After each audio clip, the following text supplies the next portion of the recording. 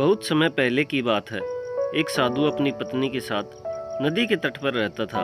उन दोनों की कोई संतान नहीं थी। उनकी बड़ी इच्छा थी कि कम से कम एक संतान तो उनके यहाँ जरूर हो। एक दिन साधु जब तपस्या में लीन था, तभी एक चील ने अपने पंजे में फंसी एक चूहिया उसके ऊपर गिरा दी।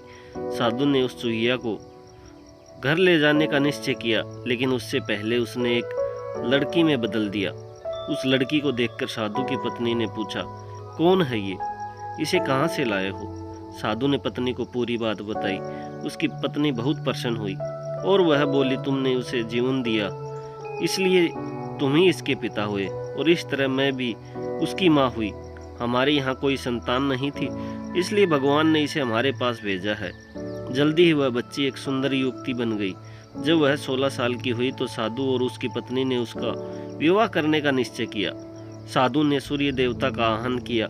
जब सूर्य देवता उसके सामने आए तो साधु ने उनसे उसकी बेटी के विवाह करने का अनुरोध किया। हालांकि लड़की को यह विचार अच्छा नहीं लगा और उसने कह दिया, क्षमा कीजिए, लेकिन मैं सूर्य देवता से विवाह नहीं कर सकती क्योंकि वह बहुत गर्म है।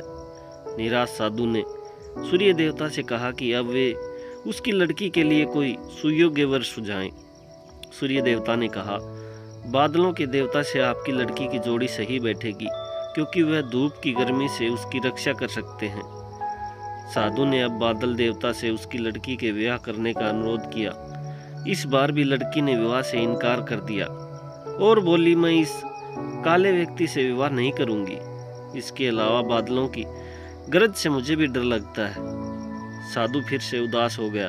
उसने बादल देवता से अनुरोध किया कि कोई सुयोग्य वर सुझाए। बादल देवता ने कहा, पवन देवता के साथ इसकी जोड़ी अच्छी रहेगी, क्योंकि वे आसानी से मुझे उड़ा सकते हैं। साधु ने अब पवन देवता से विवाह का अनुरोध किया।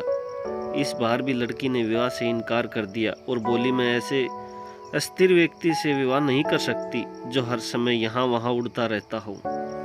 साधु काफी परेशान हो गया। साधु ने पवन देवता से ही कोई सुयोग्य वर सुझाने को कहा। पवन देव ने जवाब दिया, पर्वतों के राजा बहुत मजबूत और स्थिर हैं। वे बहती हुई हवा को भी आसानी से रोक सकते हैं। उनसे आपकी लड़की की जोड़ी सही बैठेगी। साधु अब पर्वतराज के पास गया और उसने उस लड़की के साथ विवाह करने से अनुरोध किया।